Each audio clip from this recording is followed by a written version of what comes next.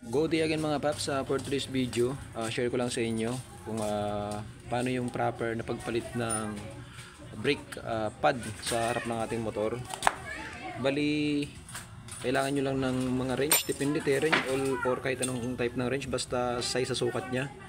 So una, ito luwagan nyo muna to, itong portion na to, number 8mm na to. Ito yung pinakang holder ng ating pad.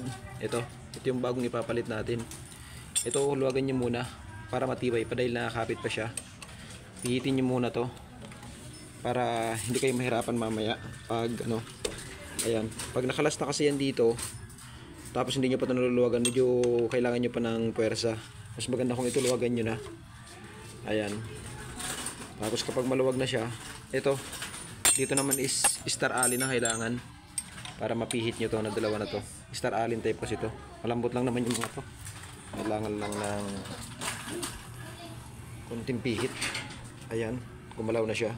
Ito naman na taas. Ayan mga paps, nakalas na natin. Ito lang naman yung kailangan nating kalasin para mahugot natin tong buong caliper. Ayan. Tapos ito kahit kamay na lang to, tanggal na yan. Mahuhulog na ng kusa yung ayun, yung brake pad natin. Kita nyo paps, nahulog na.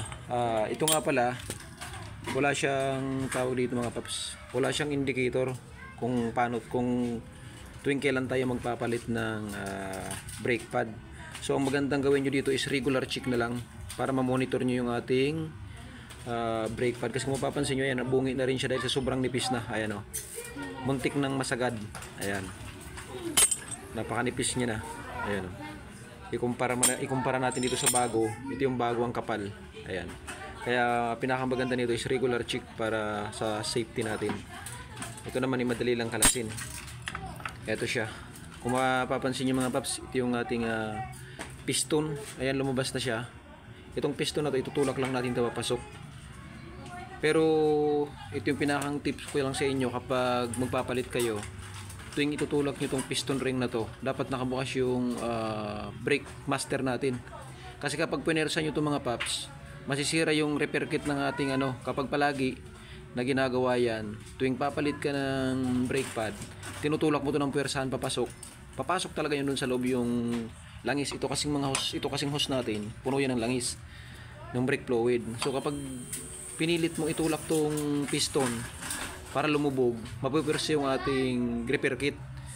Malaki ang potential na tumagas yung repair kit natin, kaya dapat buksan mo talaga yung brake master.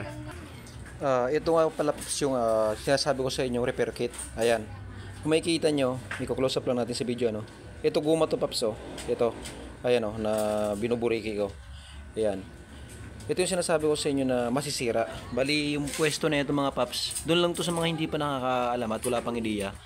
Ito, ganito kasi yung pwesto niyan. Ayan, tuwing pipiga tayo ng brake lever pa ganon, itong dulo na to, meron tong tumatama ito dito banda sa ating ito. Meron niyang bumabangga dito. Ito, para lumubog yung preno natin. Ito labas pasok to dito sa portion na to, gumaganon siya. So ngayon, kapag pinersan yung itulak tong piston na to, ayan, paakyat dito sa brake master, napupersa natin tong na to. Kasi ang tulak ng langis nito is pag ganon, papunta papasok. Ngayon kung itutulak niyo yung piston, ito mapupersa to. Itong repair kit na to, tatagas yan dito sa portion na to. Diyan, tatagas yan diyan. Dahil napupersa yung ating repair kit. Pagkadalawa kasi ang gasket na yun mga paps. Ito sa likod yung isa, ito yung isa. Kaya ito yung sinasabi ko sa inyo na mahalagang buksan nyo tong brake master para pag tinulak nyo yung piston is napakalambot lang.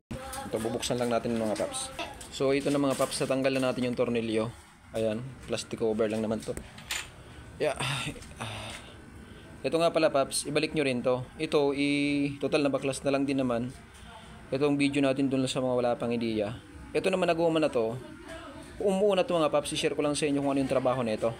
Ang trabaho na itong goma na to, kapag halimbawa yung brake fluid natin is konti na lang, ito umuuna to mga paps. Humahaba yan, ayan o. Ayan. Umuunat ito. Ang purpose nito kaya siya nauunat para yung fluid itutulak niya pababa. Kaya itong guma na to napakahalagang ibalik nyo rin to. Kasi ito yung trabaho niya. So ngayon, papansinin nyo mga paps, i-level natin. Ayan yung ating langis. So, dahil malalim na yung kaya ng ating brake shoe, kapag tinulak ko yung madadagdagan yung langis na yan. Kaya maganda na buksan nyo to para yung langis nakakasingaw yung hangin.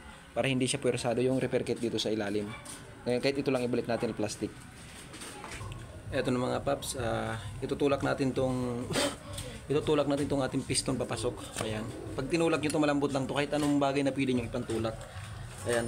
Itulak nyo lang, malambot lang yan. Ayan mga paps, so kung makikita nyo, isa-side natin ng konti, ano. Ayan. Para nakikita nyo na lumulubog siya unti-unti. Ayan na. Ito, oh. Nakikita ba? Ayan mga paps, oh. Unti-unti siyang bumabaw, no. Malambot lang siyang itulak.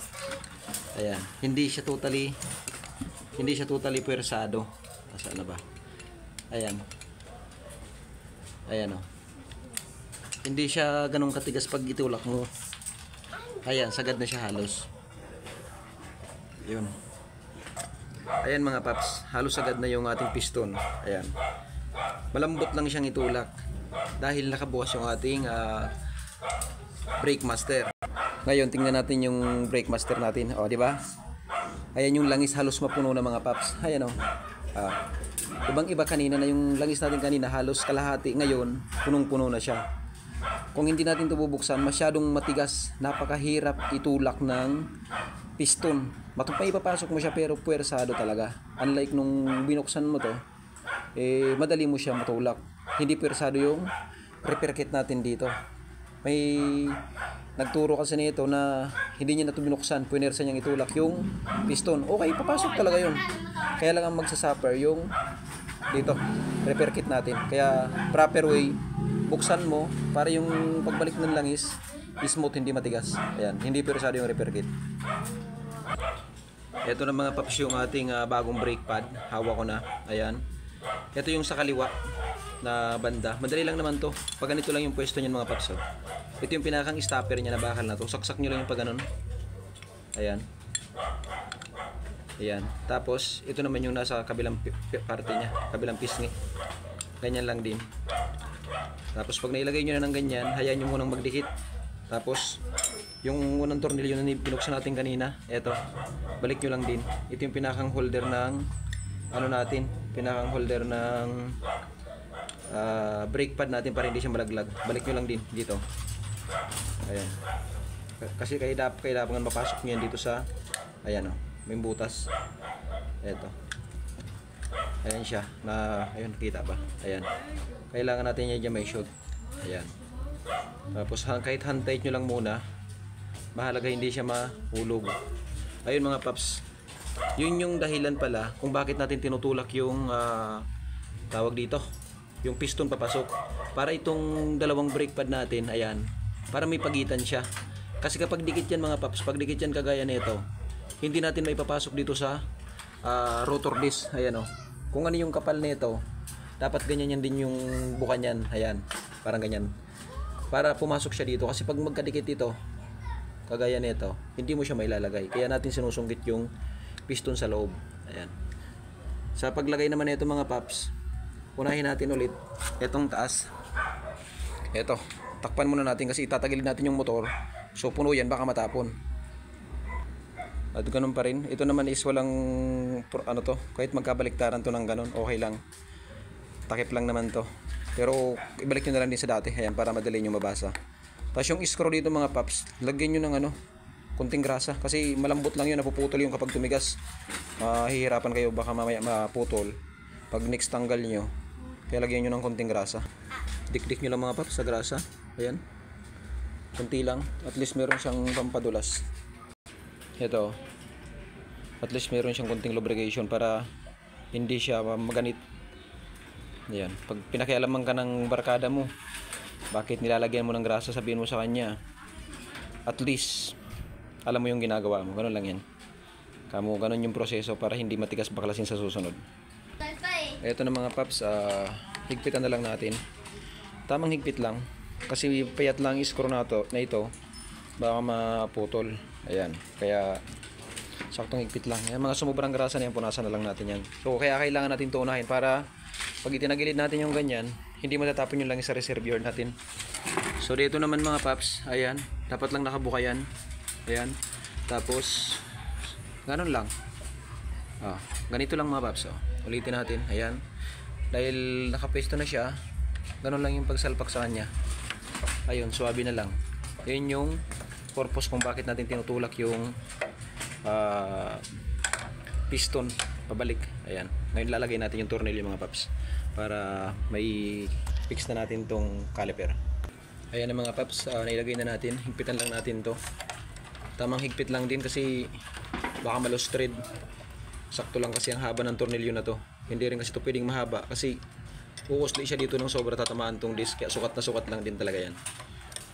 Kaya tamang higpit lang din. So ngayon, kahit nakaganyan muna, ito higpitan nyo na to para di makalimutan. Ito yung unang binuksan natin kanina. I-final na natin yung higpit kasi ito yung pinakang holder ng ating brake pad para di malaglag. Ayan, so okay na siya. Tapos ito naman, saktong higpit lang. Yun. Ayan, so okay na tayo. So ayan lang mga paps, ganun lang yung proseso ng pagpalit ng ating brake pad sa harap. So muli, maraming salamat mga paps. Kung nakatulong at nagustuhan mo tong ating munting video, lalo na dun sa mga gustong mag DIY, pa-like na lang din mga paps at comment na lang din kung saang lugar ka umabot para alam natin kung hanggang saan naabot ng ating channel. At mas maganda mga paps kung naka-subscribe ka sa ating munting channel para every time na mag-upload tayo ng bagong video, updated ka sa ating mga bagong video na ilalagay. So yun lang mga paps, at ride safe always.